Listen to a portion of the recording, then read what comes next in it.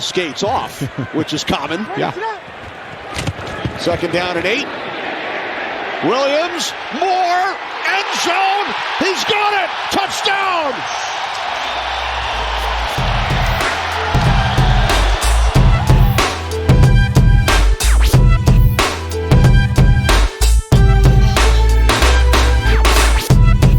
Well, Coach. How are we feeling today, Kay? We're feeling great. Good Bears W on Sunday. All right, we had a Bulls win last night. We're feeling great. Feeling great, feeling good, looking good. That's how we feel today, people. Yes, sir. Welcome you in to another episode of the Halftime Podcast. We thank everybody that's watching, and for you that's listening, we appreciate you. Again, if you're listening to this, please follow us on Instagram. Please like our YouTube channel, and let's get right into the show, Coach. Yes, sir. So, week 5. How do we feel about those games, Coach? I thought there were a lot of good games here. Yeah. Obviously, the Bears one was the most enjoyable for me to watch. Okay. Granted, it was against the Panthers, but we'll get into that in our later segment here. Yes, sir.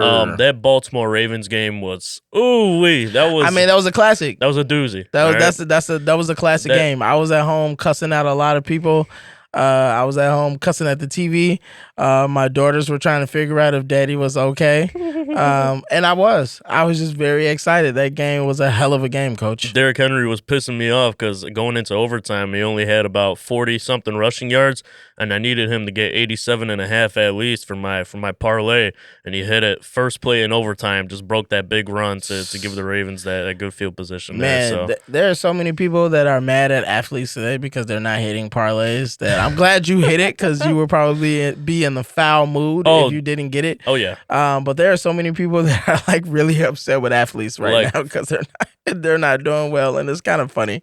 For an example, like that Giants-Seahawks game, I needed DK Metcalf to get about 16 more receiving yards, and he didn't get it. So you didn't get your parlay? No, because DK Metcalf and Geno Smith and the Seahawks decided to just not throw him the ball. I don't know why, but... Yeah, they knew you had money on the line, Coach. It had to be that. There's no other reasoning. Houston, I called that game. I said that it would be a close game. Yes. And it was. It came down to obviously the last seconds. Houston ended up, pulling that game out by 3 at home, which I thought would happen. So I wasn't surprised by that game. Minnesota and the Jets. I think we called that the Jets would break Minnesota's undefeated streak, or did I call that? Did I say that, or did you say that? I think one of us said that. I'm pretty sure I predicted the Vikings to win that game. Okay. But I don't remember what you said about that. Yeah, I probably said the Jets. Maybe. But the Jets lost, and that will be a conversation for later. But the fact that the Jets lost, I won't say it surprises me, but it's kind of funny now that they lost what has happened and transpired. Green Bay won, Steelers and Dallas. So I want to say that I didn't think it would be that close of a game. I thought one or the two would just kind of blow the other out. I was actually very surprised that it was such a close game. But then when you watched it and realized that a lot of what made it close was the fact that the Steelers defense was able to get 2 interceptions off of Dak. But right now, it seems like Dak is very interception prone. I don't know what's going on with him this season. I don't know if he's pressing the issue because he's the highest paid quarterback in the NFL. So I don't know if that's the case. But I will still say that I was impressed with Justin being able to score that last time he had the ball in possession to put the Steelers up 17-13. In a situation like that, if you're a Pittsburgh Steelers fan, you probably were concerned that the Steelers could score because Justin was leading the way and he did his job. And you probably felt really confident, okay, we put the ball in the defense's hands to kind of like seal the game.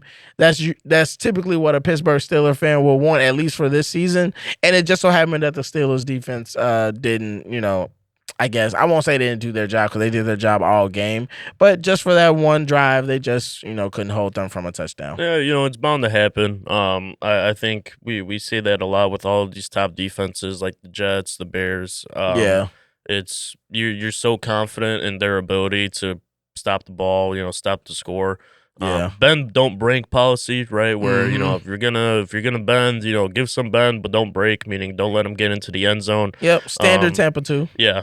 Unfortunately, it was a great game. I thought it was the first half was very slow, I thought, but that second half really picked it up, and that last drive from the Cowboys was It was crucial. especially those last 4 downs of the game, going for it on fourth down there on the goal line. That was something great. So great game. And then also, I just wanted to mention, Jacksonville finally pulling out a good offensive game there. It's surprising. Know. It's surprising. Right after we just got done saying that they were absolutely hot garbage, they come back and they win a game, which was, again, one of those things where it's like, okay, Jacksonville, it's about time. Because they do have they have talent, at least on the offensive side of the ball, to kind of make things work. But I do want to give another mention to my boy Jaden Daniels, because the Washington Commanders, again, put belt to ass, coach. Belt to ass again from the Washington Commanders on the Cleveland Browns. Deshaun Watson and the Cleveland Browns are still losing. The Cleveland Browns are still a dumpster fire. So, it's not like this Grand Lux win like it was against Cincinnati, when I thought, Joe Burrow was going to decisively handle the Commanders because they had a rookie quarterback. But to see him still doing what he's doing at a high level, Washington is definitely looking like a problem in the NFC East. Absolutely, and there's no doubt about it. Obviously, I've had my fair share to say about Jaden Daniels and the system he's been blessed with, but I think there's no doubt, the guy's a superstar already. He's the talk around town in almost, every in any sports broadcast, any sports show. It's all about Jaden Daniels. Clear favorite right now for Rookie of the Year. There's no doubt about it. So if he continues this play, man, that's a scary team. That's a scary team. But the defensive side of the ball for Washington Commanders isn't that great. No. So if they could keep up this output, they'll win games. But if they have a game where they only score like 20 to 17 points, like Week 1 against the Bucks, they'll lose. Then they'll lose. Yeah. You know what I mean? They can't rely on the defense. The offense has to score. They have to score. I agree with you. But speaking of quarterbacks, young quarterbacks in the NFL right now, we have Caleb, we have CJ, and we have Jaden Daniels. Is the league in good hands going forward? Absolutely. I think more than ever now, I think we had some uncertainty when, all these older quarterbacks we knew. The Drew Breeses are gone. The Aaron Rodgers is on his way out. Obviously, Tom Brady retired. Peyton Manning been gone for a minute, but, just that lineage of quarterbacks that we've seen. Exactly. Seeing them when they were kind of in their later years, towards the end of their career, we weren't really sure how the quarterback play was going to look in the NFL. When Tom Brady was starting to retire, we knew Mahomes, but then who was it after? Lamar, Joe Burrow, but then who? Josh Allen. Exactly. Yeah. So I think there was definitely some uncertainty, but man, looking forward, like even with guys like Lamar and Joe Burrow, still very young. Yeah. You've got things to look forward to. Just looking at the Week 5 performances here, Caleb had a great game. Granted, against the Panthers. Yeah, but we're still gonna give him his credit. Exactly. He could have went out there and had a dud of a performance, but he didn't. And there was definitely moments within the game where there's still things to improve upon. But what I've noticed from Caleb is week after week after week, there's progression, right? Yeah. He's getting better and better. CJ Stroud just doing what CJ Stroud does, throwing a deep bomb to Nico Collins there for a touchdown. Had a pick, which I don't remember happening, but I think it was earlier in the game. But 358 total yards, great game. And then, of course, Jaden Daniels. Bounced back after that interception at the goal line. Yeah, exactly. Maybe not his most efficient game this season. No. 14 for 25. But he got the job done. He still got the job done. And at the end of the day, that's all that matters. Well, as always, Coach, that was a good wrap up on the young quarterbacks. I'm excited to see exactly how much further they can take the game. It feels like right now the quarterback play in the NFL is similar to like the point guard play in the NBA, where you have all these great point guards night after night after night that you got to go against. It's a lot of great quarterbacks that are in the league right now, where if you're not on your A game, you can lose to almost anybody. Yeah. But as always, I want to play our favorite game. Yes, sir. Our favorite game. Who's cooking and who should stay the out the kitchen? First up, who's cooking? My man CJ Stroud. C.J. Stroud is cooking right now, Coach. Yes, sir. I'm excited to see exactly if C.J. can duplicate the magic from last year. It started off rocky. The season definitely started off rocky. Sure. I think it's taken a minute for him to integrate with the new set of offensive skill players that he has. But if he starts to connect with them and things really start to click, this team is mad dangerous. No, absolutely. There's no doubt about it. He's one of the more premier quarterbacks in the league. Week after week, he doesn't cease to always surprises us in a way which we shouldn't be surprised anymore, because he's been consistently doing this since last season. Yeah. But regardless, seeing the things he can do is just phenomenal to see on the football field. And shout out the Texans, man. You guys were not necessarily the greatest franchise for a while there, but they look like they're set up for a while. It's almost like they found Steph Curry. Yeah, that's exactly what it right. They got their own version of of Steph, Clay, and Draymond, right? Yeah. So, moving on to our next who's cooking? Yep. Kansas City. Look at here. They win ugly. They win bad.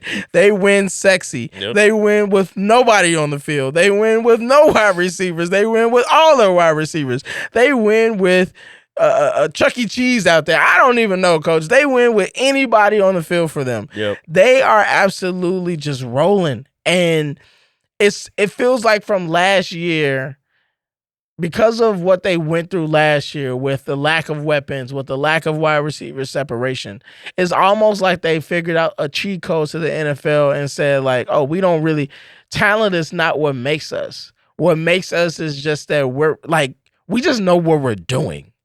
In any situation, in any scenario, in any type of moment of the game, pressure or no pressure, we just know what we're trying to do. We know what we're trying to accomplish on both sides of the ball. And that's a dangerous team, Coach, because most NFL teams have to rely on something special. Running back, wide receiver, a great defensive tackle, a great pass rusher, a shutdown corner, a genius at the quarterback position. And I'm not saying, obviously, they have Patrick Mahomes, so yes, they have their genius at the quarterback position or their special talent, and they have a genius head coach in Andy Reid. But it's like when you look at everything else, it's like, okay, you got Chris Jones, you got Travis Kelce. Outside of that, it's like, I mean, you got some other good players, but you're not going around like, wow, you got to have that guy, on this team or that team. So it's like I'm just trying to figure out at this point. Is it just Kansas City world and everybody else is just living in it? I think so, man. They've been the team to beat for like the last 5 or 6 years now, which is crazy to say. And I think that this just goes credit to again, us being coaches. I think that's great coaching, man. Like you take a guy coming back in like Juju Smith-Schuster, had a very, lackluster performance in New England, right, when he was there.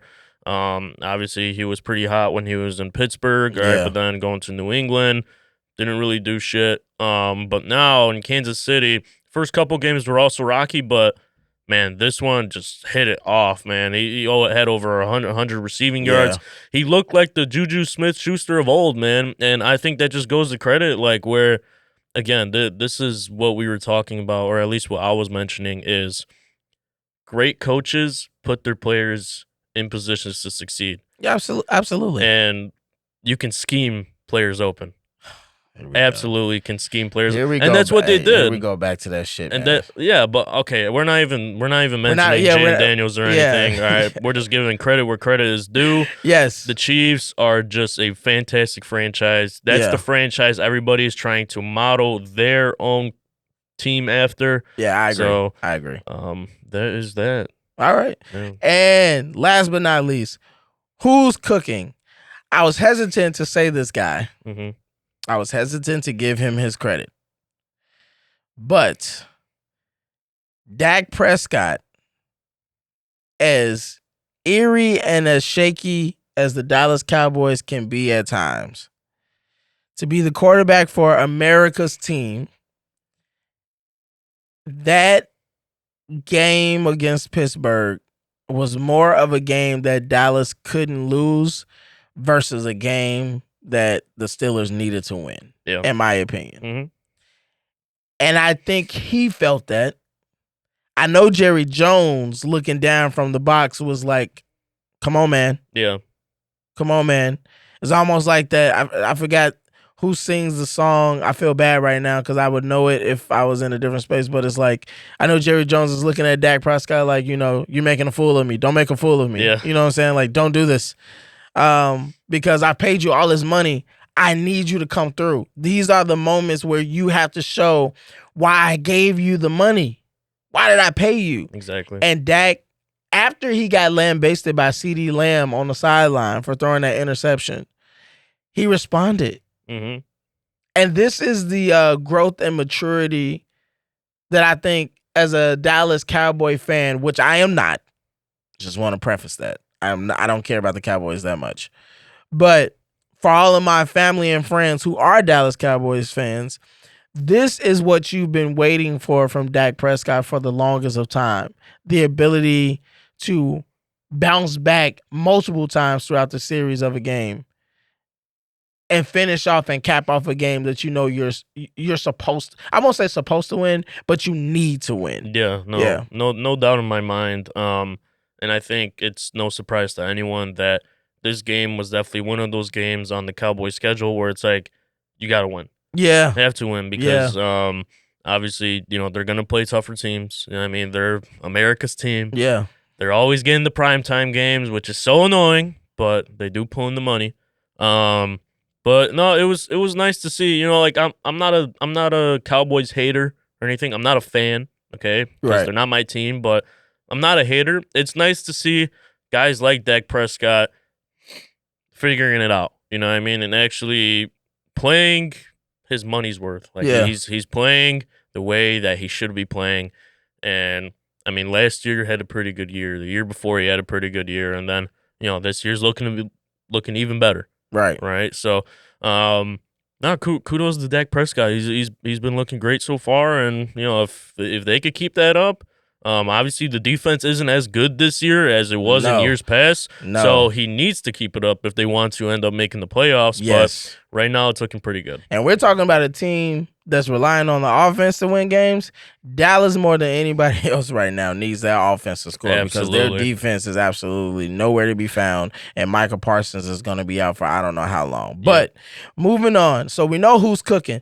Now, my favorite part of this, who should stay the fuck out the kitchen? Number one, Antonio Pierce. All right, I think it was last year when he stepped in to be the interim head coach. I think it was when he stepped in to be interim, or was that his first year as a full-time head coach? Or is this his first year? I believe this is his first year. Okay. Yes. So officially as a head coach. Last year, the team rallied around him. They were fighting on his behalf. They were working hard. They were hustling. They were playing his style of brand of football, and they were believing in him. So much so that Max Crosby, their star pass rusher, basically told the Raiders, if y'all don't bring him back, you might as well trade me. Yeah.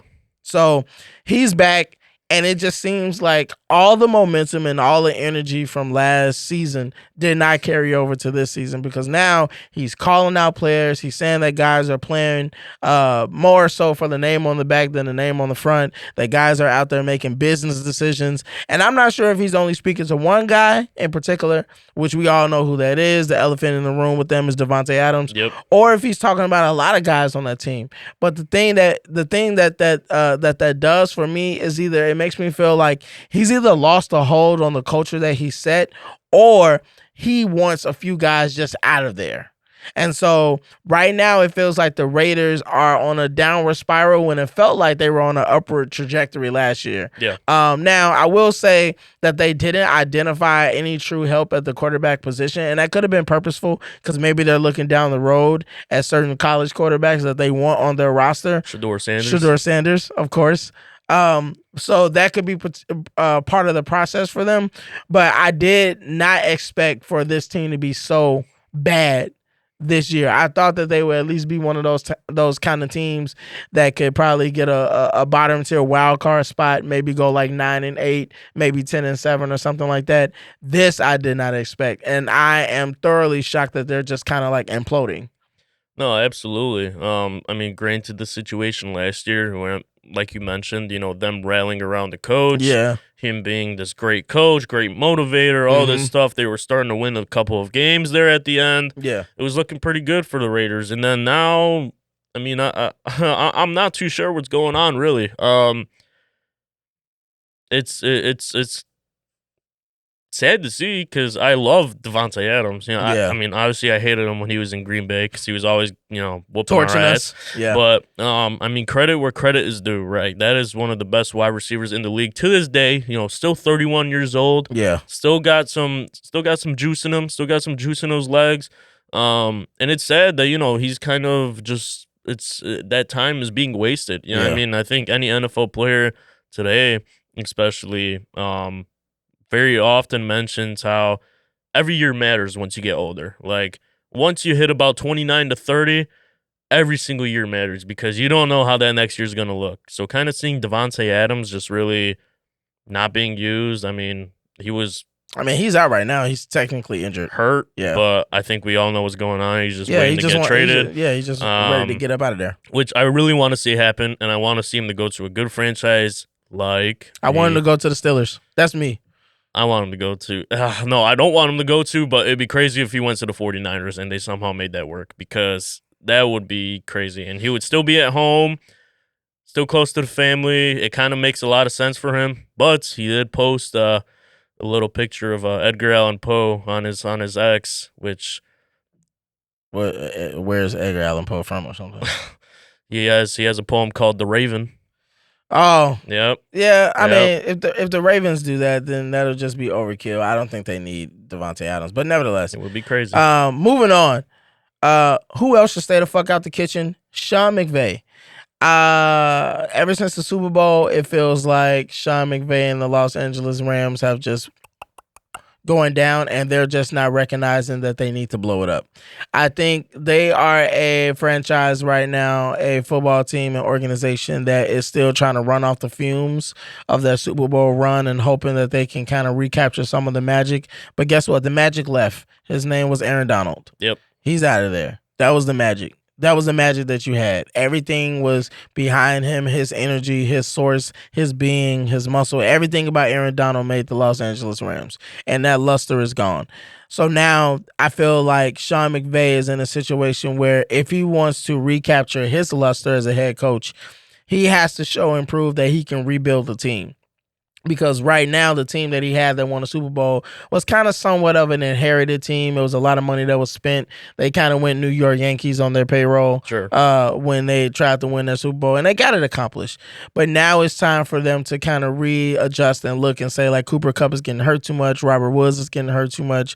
Matthew Stafford probably has a good 5 years left, maybe, and that might be a stretch.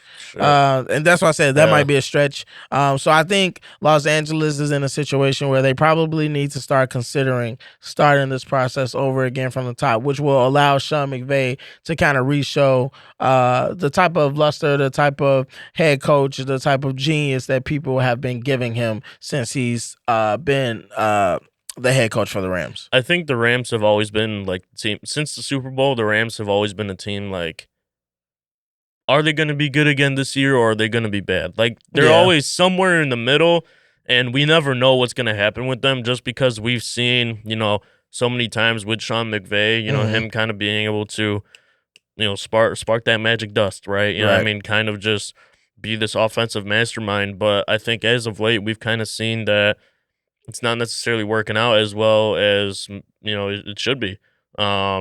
Granted, he doesn't really have any wideouts to really work with. Yeah. Obviously, Cooper Kupp and Puka Nacua both still out. So I could see why it's tough. But, I mean, it's not necessarily surprising. Mm-hmm. Like, I think this is one of the weaker Rams rosters that we've seen in the past couple of years. So, I mean, seeing them they're still middle of the pack right now. So they could somehow still sneak their way into a wild card spot. But I think a lot's going to need to change. I think Cooper Kupp needs to come back fast if any of that's going to happen. Yeah. All right. Who else should stay the fuck out the kitchen? All right, Coach, quickly. This is going to be an ISO on me. Go ahead. I want this one. Man. That's all you. I want this one. Aaron fucking Rodgers. All right, I'm going to start off by saying this. You are a phenomenal talent. You are a phenomenal quarterback. You have done a lot of phenomenal and great things in the NFL. You're a multiple-time NFL MVP. You're a one-time Super Bowl winner and Super Bowl MVP. But you are a fucking diva, and it bothers the hell out of me because it feels like your later years have been some of the most porous, some of the most downtrodden, and some of the most blame game shit I've ever seen. Every single time you find yourself in a fucked up situation, instead of you looking in the mirror and just going, I need to play fucking better, there's always some fucking excuse. It's either Mike McCarthy, it's either the fact that the Green Bay Packers drafted Jordan Love, so that was discomforting. It's either because they let go some wide receivers because they don't want to pay them. They traded Devontae. It's always fucking something, instead of you just owning up to the fact that you're not playing up to the par and up to the standard of the Aaron Rodgers that people have come to love and seen over the course of your career. And now you're with the New York Jets, who have put all of their stock into you coming to their franchise and saving it and getting it back where they feel like they want to be and giving them a true shot to win a Super Bowl. And all you're doing is shitting the bed. You're the problem. You're the fucking problem, Aaron. That's it. It's just that fucking simple. And I don't understand why people keep fucking trying to coddle you in the media. Why you have so many people still just on your jockstrap about all of the things that you did before. And when you got Aaron Rodgers, that means you got a championship window. So you should shut the fuck up. He's only won one fucking Super Bowl. So it's not like he's Tom Brady. It's not like he's Peyton Manning. He's not Joe Montana. He's not any of these. He's not Ben Roethlisberger. He's not fucking Terry Bradshaw. And Terry Bradshaw isn't like even one of the greatest statistical quarterbacks. But the fucking guy won. And Aaron Rodgers doesn't win shit. He just complains. Just complains. And I'm sick of this shit. Just go home, Rodger. I don't know how many people know about the show. Sister. For all you that know that ever watched that show, go home, Rodger. Just retire. Just retire, Aaron. Just retire. Because all you're doing is ruining relationships, ruining people in their jobs, and getting guys fucking fired. Which leads me to the next person that should get the fuck out the kitchen, but they've already been fired, and that's Robert Saleh. He already got the fuck out the kitchen. Oh my God. Oh my God. Coach, what, as a coach, and you're a coach, this is the type of shit that pisses me off as a coach, because you as a coach, you're bound and held to the success of the team, right? But if you got fucking players on your team that will not buy the fuck in and aren't held accountable, but you get held accountable for all of their bullshit, how the fuck do you think I'm gonna be successful as a coach? I won't say it's impossible. I'll say it's highly improbable, because nothing is impossible. Right. It's highly improbable. But I swear to fuck to God and to just about everything else that I love. Yep. This shit that happened to Robert Saleh is absolutely insane. I don't know what the hell Woody Johnson and the New York Jets thought that they were doing by accomplishing this. This man is a great defensive coach. He galvanized the New York Jets when they didn't have shit but fucking, what was it, Zach Wilson? Yep. And you let Aaron Rodgers come in here and just fuck everything up. Coach. Yeah, Man. I don't know, man. I got you. Yeah, it's very disappointing to see. Man. Very disappointing to see. Considering that Robert Saleh has been here for like the lowest of the low of New York Jet football. And, now when they've actually got somewhat of an okay roster, now they decide to move on from him like 5 weeks into the season. It just doesn't add up for me. I'm not necessarily understanding why he got fired. Like, I think it's you know why he got fired. Well, no, of course we do. It all stems from Aaron and him being a little diva bitch. All right, it's all it is. All right, fucking hate him in Green Bay. Hate him now. I'll never like him. I don't care where he's at. Never will like the guy. Okay, I don't care. Regardless, Robert Saleh is calling the plays on defense, not offense. Yeah, man. So why are we looking straight to the head coach when it's the offense not performing? Yes. Every single week this year, the New York Jets on the defensive side of the ball have been one of the best teams in the NFL. But then here comes old man Rodgers. This old-ass motherfucker. with that little bullshit. Side shit don't work anymore. Yeah. The sidearm that's turned into a straight chicken Can't throw wing. the fucking ball. Yeah. And he only looks for one guy. He only looks for Garrett Wilson. That's about it. Yep. Breece Hall is taking a huge dump this year because Aaron Rodgers is trying to play Aaron Rodgers ball. And you're not even using Lazard. Exactly. And you got him over and there. that's supposed to be your boy, right? Yeah. So as a coach, it's so frustrating to see Robert Saleh being treated the way he was treated just yesterday, and him being escorted out of the building by the security detail is absolutely fucking absurd. And fuck you, Aaron Rodgers, all right? Because it's all you're doing. I don't care what anybody else says. I don't care what the other sports talk shows are saying. It's all your fault, and you fucking know it. All your fault. Fuck you. Fuck the Green Bay Packers. I won't say fuck the New York Jets. They haven't done anything to us. Exactly. But fuck Aaron Rodgers. But yeah, again. but always fuck the Packers. Yes, Yeah. always. But to happier times. The Bears. All right. We said last week there's a formula for success. Yes. Right? And we're calling it the halftime formula for success. Mm-hmm.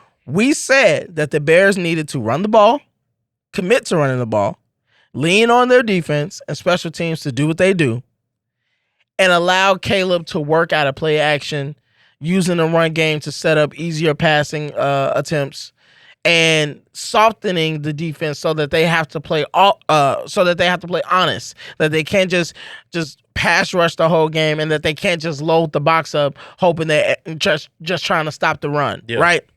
And Shane Waldron for the second week in a row. Now, granted, again, the caveat is they played the Panthers, and the Panthers damn near have everybody on defense on IR. So we just keep that in mind. But nevertheless, Shane Waldron, once again, called a balanced offensive attack. And I'm going to say it again, if we continue to do this, this will change our season around dramatically. I'm still believing that Caleb will eventually get there. I'm not just a complete Caleb hater.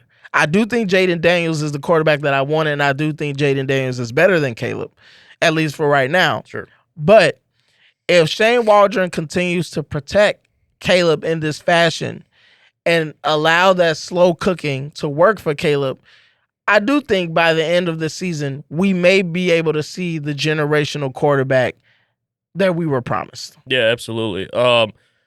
And of course, like you said, granted, it is the Carolina Panthers, which are, I don't even know what to call them, man. Like they're just bad. They're bad. Yeah. Everything about that team is bad. But Yeah. hopefully, they're gonna start trending in the right direction. With the new GM. Mhm.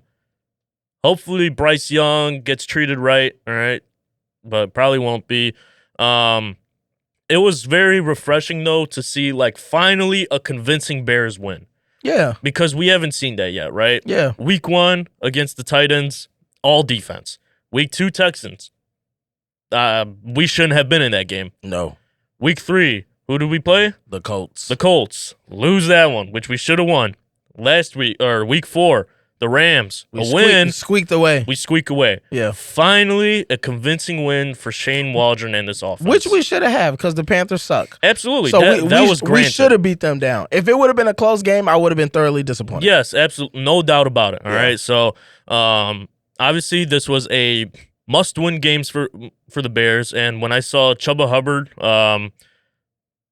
rush in for that touchdown and we were down 7-0, I'm like, oh my freaking gosh, here we go again.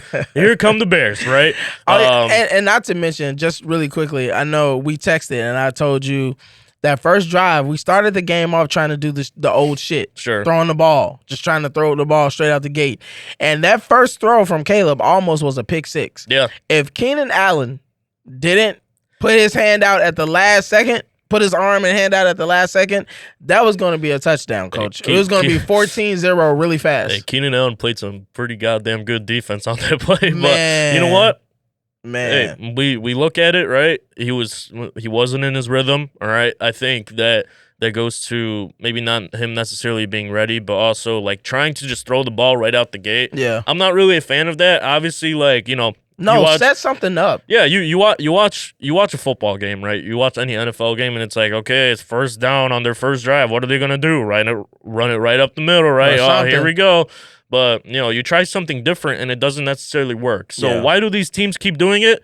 Because it starts the drive off with some momentum for your offensive line. That's the whole point. Yeah. Right? You got to get the big men moving. And even if it's just a 2-yard pickup, it's just something. It's something to get the juices flowing. It's positive yardage instead of an incomplete pass on first down, and you're right back on second and 10 instead of second of 8. Absolutely. All right. So, but I want to give credit where credit is due. Caleb Williams, you look great, my brother. Absolutely. All right. You were that touchdown, the first one to DJ Moore. Obviously, he was wide open. Have to make that throw. But, great play design of Keenan Allen and DJ Moore crossing, miscommunication from the corners on the Panthers. Absolutely. DJ Moore wide open, runs it in.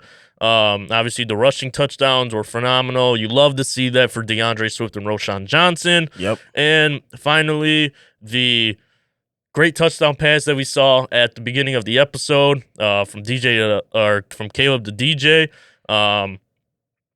It was a screenplay with a go route for Keenan Allen on the right side, which was his first and second progression there.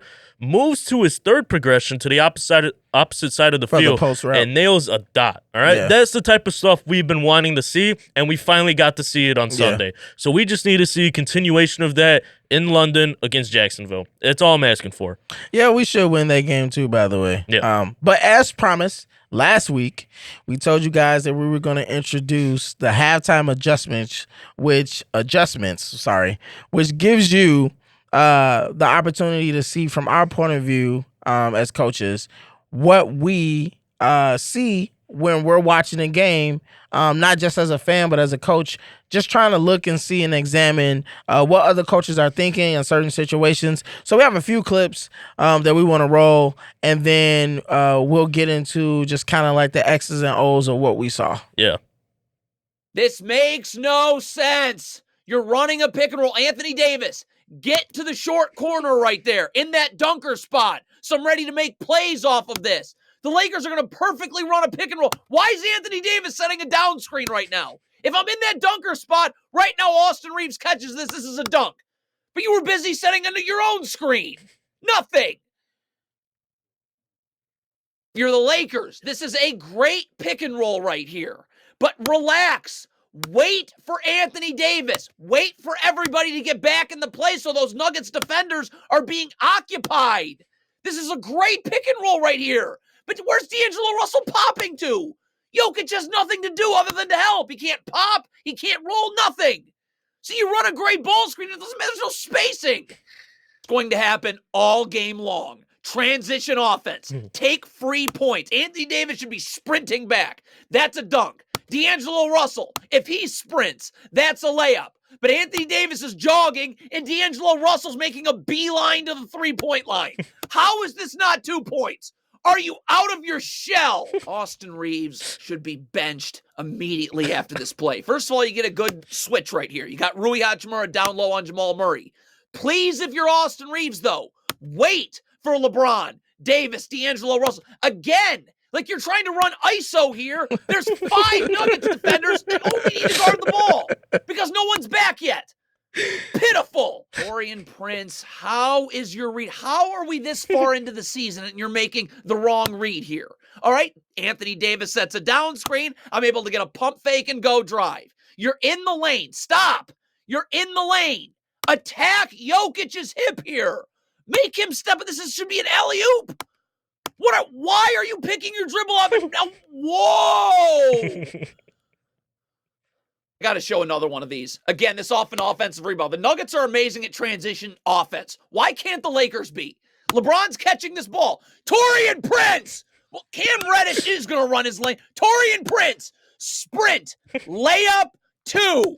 Why are you jogging? It's a 3-on-2. But Taurean Prince is walking to the 3-point line. And now they're going to be able to rotate out of this and contest. Yeah, Not what. That guy's great, man. I found myself so many times last season in our own basketball season in that position. Yeah. So that's Darvin Ham coaching right there. All Okay. right. Shout out to Bad Coaching YouTube channel, all right, for the clip there.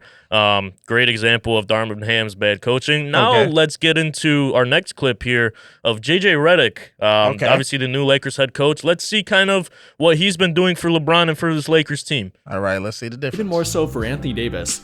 He's talked about using Anthony Davis as a quote-unquote offensive hub, and he showed a little bit of that last night. Getting him the ball in the high post to not only be a low post scoring threat, but to actually initiate their offense and run their offense through. And Anthony Davis has proved they can do it too. He had 3 assists within the first 10 minutes of playing time, and many of them came from him initiating their offense, finding a guy for a backdoor cut, or finding an open 3-point shooter.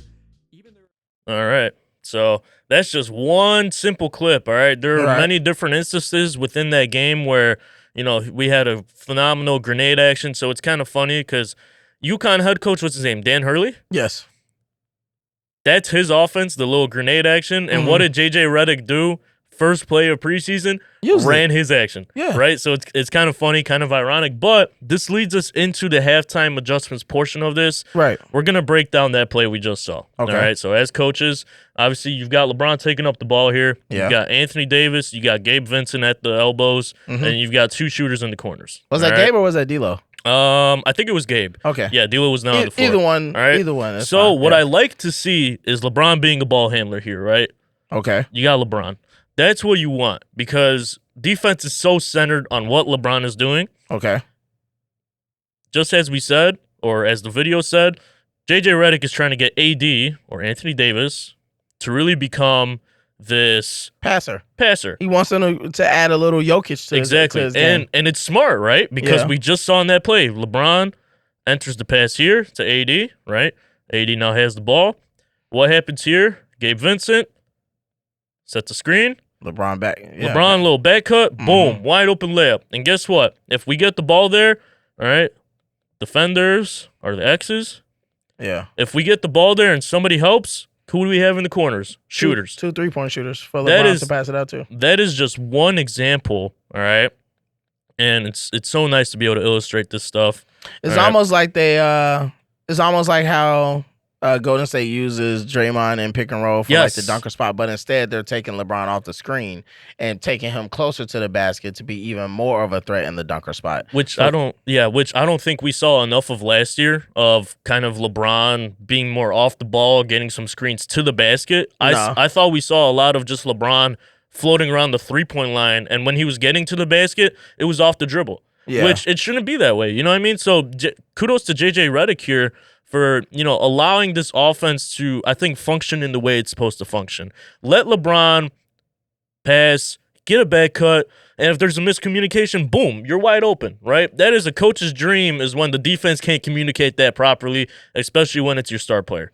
I think it's definitely a way to make the game easier for LeBron in a sense, because now the points won't necessarily have to come so hard. There's a lot of guys who are going to be putting LeBron in a position to score very easily. If he's getting all these screens and cuts, it is similar, it's similar to how Golden State runs actions for Steph. Now, the other part of this is I want to see more LeBron setting screens for AD. So I can see you putting, if you just swap that, if you put LeBron in that same dunker spot, or it's right at the elbow, right there at the elbow, and you put AD at the top. Let's say AD was bringing the ball up. I feel like you should be able to do the same thing. Yeah, you absolutely throw could. the ball to LeBron. And I would say even instead of having that guy in the corner right there by LeBron, you would put that other circle on the wing. Got you. So if we move him from here. Yeah. Left wing or right wing? Right wing. Right wing. Yep. Got you. So overload the right side of the floor and give him space, right? Yep. Then give the ball to LeBron. Yep. Now, that guy that's at the elbow, they pop up to AD. And AD goes around. Not that way, though. The other way. Got you. So now when he goes that way, Through the middle? yep. Got you. So right Now down the when he middle. goes that way, he either gets the ball through that split or LeBron can either pop up and shoot the shot, or if he wants to, he can ISO on that side. And I like that action too. Great add on there, coach. Kind of LeBron having his own side of the floor, right? Yeah, Having more space, because yeah. we've seen many times within the Lakers season last year, and we'll see it again this year. LeBron catches the ball, and you got 5 defenders ready to help. You Yep. know what I mean? So having these shooters be ready is very crucial. And, letting LeBron work, off of the elbow, I think that's where he could be very successful. Mhm. You're a lot closer to the basket. He's very explosive. Let him make one move and get to the basket and find shooters, because he will do that. Because if you had AD go around, let's say you had AD go around it. Gotcha. He So goes around, around yeah. like to the right. He Got goes you. around So to he the goes right. The other around. guy pops up Elbow or ring? up to the top. The guy who's at the screen, he pops up and he's Yep. right there for a shot. Very true. AD is coming through. Yep. If LeBron doesn't want to give the ball to AD, LeBron still has it on that post, on the high post on the free throw line. He can still do what he does, and AD can then decide to make another screen if he doesn't get the ball to the guy in the corner. So he can move from here and then just set Yep, little corner and then little flex screen. Yep, Yeah, exactly. If he's coming off the curl, if he's coming off that curl from the top and he doesn't get the ball right away, he can just go set a screen for the guy in the corner. Now LeBron has another cut coming to the basket. So he has multiple options if you want to put Absolutely. LeBron in that spot. But you always want to give LeBron space. Nothing else, nothing more. You always want to give LeBron the space to do the things that he wants to do. So I think what JJ Redick is trying to accomplish is utilizing his players in the half court in a way that's not just ball usage yes, dominant heavy. I don't think he really wants to see anybody just dribbling the air out, which LeBron is definitely gifted at doing yes, and can really orchestrate an offense that way. But as LeBron is aging, JJ understands that it's easy. LeBron will be more impactful if you just find fast ways and quick ways to just get him the ball in scoring positions. absolutely. And that's what it's really about. How many ways can you put your best players in scoring positions rather than just giving them the ball and say, go to work?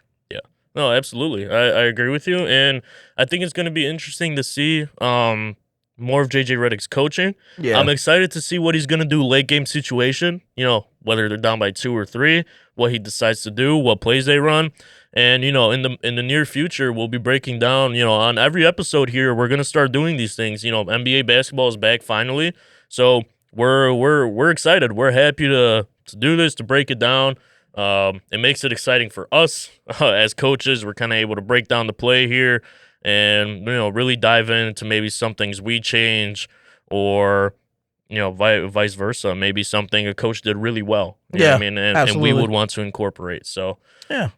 All right. Well, that's been the halftime adjustments. And now I want to talk about the WNBA, coach. okay.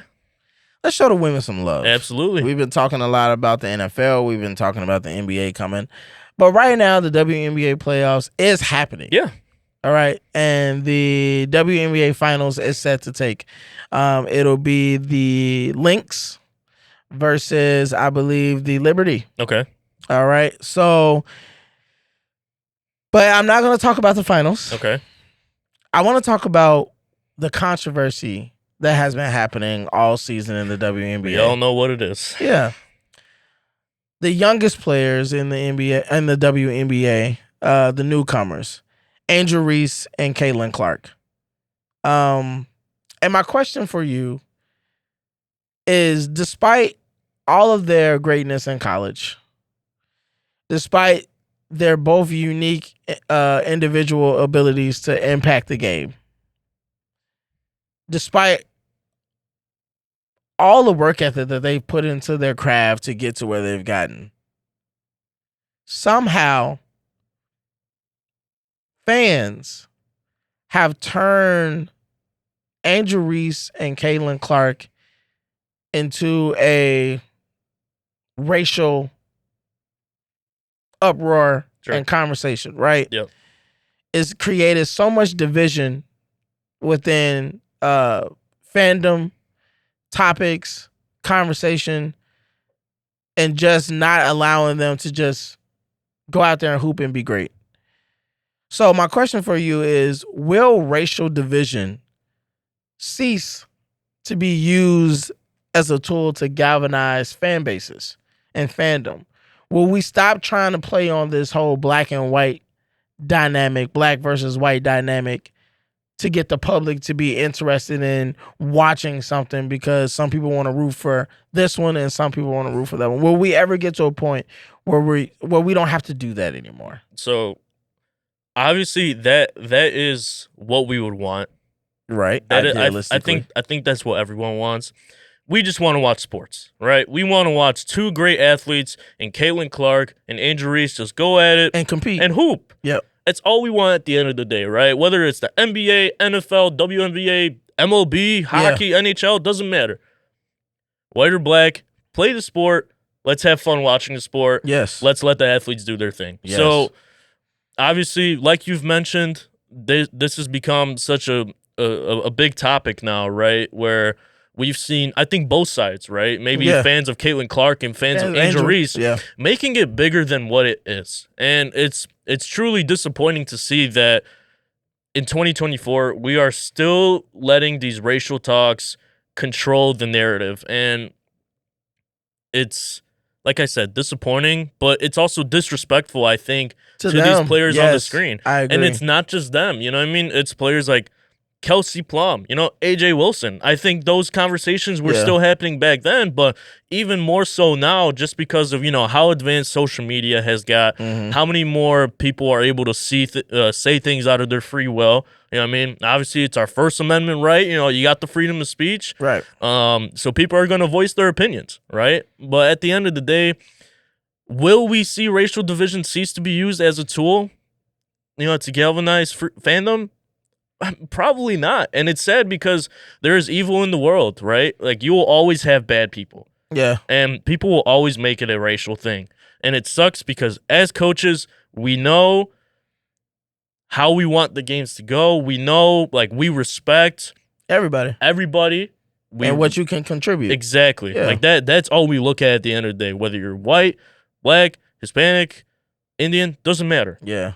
You could be anything. But if you could hoop, you could hoop. That's all it is at the end of the day. Yeah. So, I mean, it's very just and it's so annoying at this point that, we still have to have these conversations. You know what I mean? This all stems back to, Colin Kaepernick, right? That whole situation. I think there's so many different instances in sports history where, we have such unnecessary racial division. Instead of just letting the athletes hoop, you know what I mean?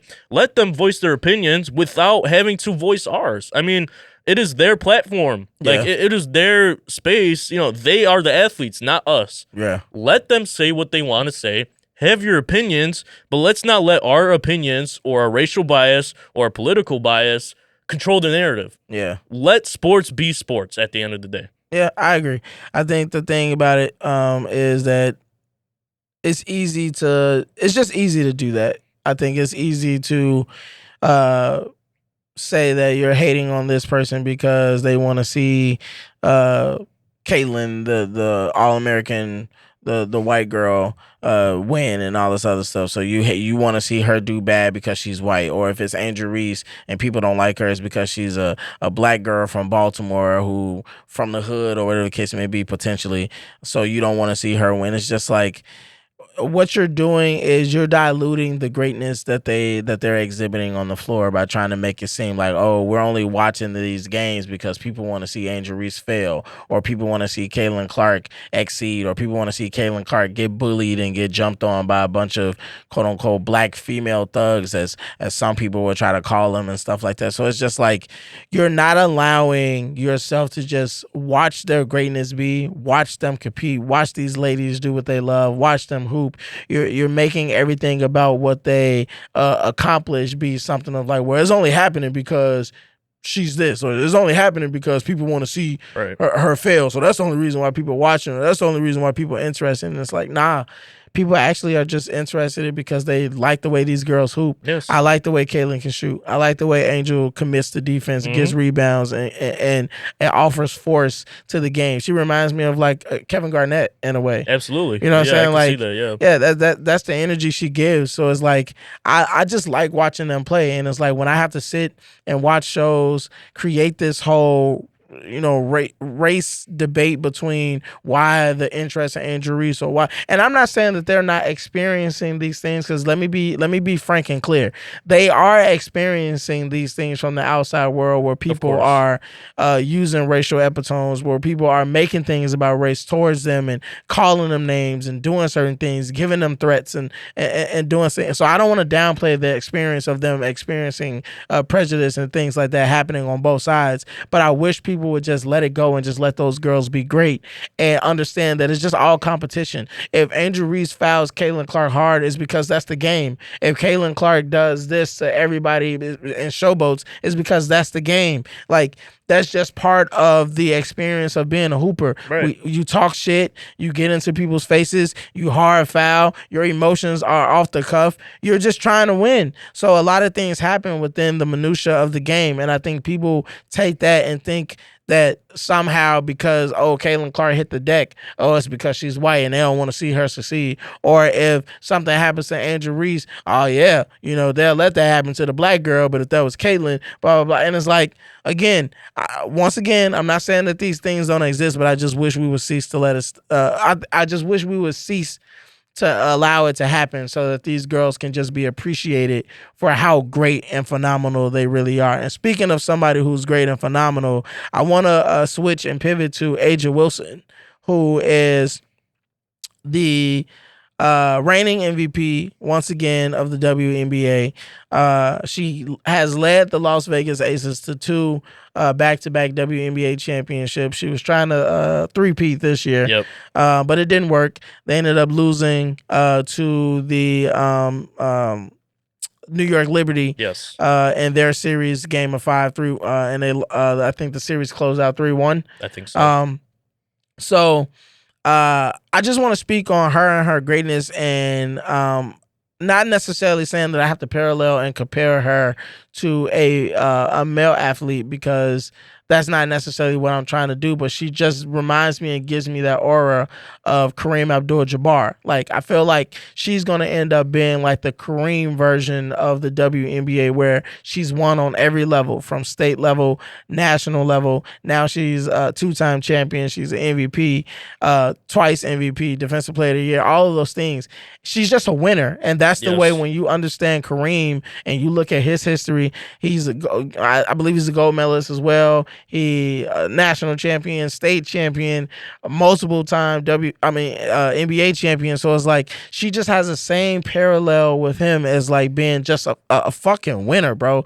No matter what she does, no matter where she goes, no matter how she does it, she just gets it done. Like when she said in the Olympics, when they asked her about that game and about one of her teammates, I forgot who they were asking about, and she was just like, she's just that bitch. That's A'ja Wilson, bro. She's just that bitch. That's just what it comes down to. Like, she fucking wins, bro. And so I just want to highlight that, because I said, again, the parallel for me is like Kareem. So I just wanted to see, like, do you kind of see that too? Like, she might end up going down as like the WNBA version of like Kareem Abdul-Jabbar, just a fucking straight winner, bro. Absolutely. And I mean, there's no question of greatness here. I think everybody recognizes how great A'ja Wilson is and how good she is for the WNBA. Yeah. Obviously, I think we've gotten more eyes on the WNBA as of late because of our rookies that we just talked about. Yeah. But A'ja Wilson has been here, man. She's been hooping, and it's great to see her finally get her flowers, man. Yeah. You know what I mean? Like, women's basketball has come such a long way from where it was before, and I think it's a great thing. You know what I mean? These women have true talent, and obviously, like, we're not trying to discredit anything A'ja Wilson has done, comparing her to Kareem, because it's not. Like, that's a compliment. Like, A'ja Wilson is A'ja Wilson at the end of the day, right? Like, it's not like we're saying, oh, she's like Kareem Abdul-Jabbar. She has to be a male athlete. None of that. Yeah. Like, she, in and of herself, like, is predominantly, like, I mean, is it too early to say she might be the GOAT of the WNBA? I think as of right now, based upon everything that she's accomplished, you could say that. Okay. Although there is a player out there that just never played in the WNBA, Cheryl Miller. Yep. Who I will say Hooper. Who I will say, if she ever has stepped foot in the league, she may have been the greatest WNBA player of all time, and arguably somebody could say she might be the greatest hooper of all time because Shorty could straight ball. Like she was straight money, straight cash. Absolutely. Like all hooper, no chaser. You know what I'm saying? Like all hooper, no chaser with Sharon Miller. So I'm gonna say the A'ja Wilson right now, in my respective opinion, she would be considered the WNBA GOAT right now. And just to wrap up this segment, obviously, like we've mentioned, we talk a lot about the male sports, you know what I mean, like the NFL, NBA, all that stuff. Just because it's we watch it more, you know what I mean? But I feel more comfortable cussing out men. Exactly, right. But don't get us wrong. Like we watch the WNBA, man. We are coaches. We love watching that because I think we could learn more from women's basketball as far as like fundamentals, execution, a lot more in the women's game than we do in the men's game. Yeah, you know what I mean? The men rely too much on athleticism. Absolutely, and we see way too much on athleticism. And we see that in high school basketball now, right? Yeah. Like we see some of these high school basketball teams in the Chicagoland area. You know what I mean? Like necessarily, it might not be bad coaching, but there's no execution of offense. It's just straight athleticism. Like I'm jumping higher than you. Like I'm dunking this fucking ball. Like it's at the end of the day is that. So again, shout out to the WNBA. Shout out our rookies. All right. Shout out A'ja Wilson for being such a. I want to say maybe not dominant. You keep saying A'ja. Yeah, that's why I meant. I keep mispronouncing shit. But shout out A'ja Wilson. All right. You're great. You are greatness. You are. If you were to look up greatness in the dictionary, I'm sure we find a picture of you somewhere. All right, now you're doing too much. I'm not trying to, but no, she is great. All right, she's great. You're glazing now, coach. You're glazing. Oh no! All right, anyway, I'm trying to get flowers, coach. That's all it is. She deserves it. Whatever, man. She's not gonna give you her number. Anyway, but I do want to close with our predictions. As always, we give our predictions for Week 6. We'll just go down the line. San Francisco, Seattle. Give me San Francisco. I think I'm gonna take Seattle on a bounce back. Okay. Jacksonville, Chicago. Give me Chicago. I got Jacksonville. Okay. Colts, Titans. Give me the Colts. Yeah, the battle of the worst. Seriously, Give me the Colts because they got Joe Flacco. Houston, New England. Houston. Buccaneers, New Orleans. Give me the Bucks. I got the Bucks too. Okay. Cleveland, Philadelphia. Philly. I'm taking Cleveland as a shocker. Okay. I'm pulling some upsets this time around. Washington, Baltimore. That is the game to watch, but who do you got? Give me Baltimore. Don't even try it. Yeah, Don't even do that shit. You know JD Daniels, you're on bullshit. You're on bullshit. I got Baltimore, man. Okay. Green Bay, Arizona. Green Bay. I got Green Bay too. Green Bay. Steelers, Raiders. Steelers. I got the Steelers too. Yeah. This is the game that Devontae realizes that he needs to go to Pittsburgh. Chargers, Broncos. Give me the Chargers. Oh, that's tough. I want to say the Chargers, but I'm gonna go Broncos. I like the way that they're playing a little bit. I like the way that they're rolling. I think they got a little bit of momentum. I think the Chargers are going to come back from they had their bye week this last week, so I think they're going to come back revitalized, and that run game is going to hit the ground hard. So you got the Chargers. I got the Chargers. Detroit, Dallas. Good game. That's going to be close. I got Detroit though, man. I got Detroit too. Yeah. Falcons, Panthers. Who cares? Yeah, who cares about that one, man? Who cares about the Nobody's Panthers? watching. Falcons. Bengals, Giants. Who cares again? That's actually crazy. It's a Sunday night game. Yeah, because they probably thought that it was going to be a good one. Yeah. I got the Bengals. Yeah, Bengals. Give me the Bengals. And then Monday, Bills, Jets. Bills. Fuck Aaron Rodgers. I won't say fuck the Jets, but fuck Aaron Rodgers. Well, to be fair, though, we've seen a lot of times where the interim head coach comes in and, like, those first couple of games, they're just magic. So, I mean, the Jets might do something They might crazy. pull it off. They might pull it off. Give me the Bills. Give me the Bills. I think the Bills have a point to prove. Yeah. All right. Thank you guys for watching and listening. Again, subscribe to the Halftime Podcast. You can follow us on Instagram. You can follow us on YouTube.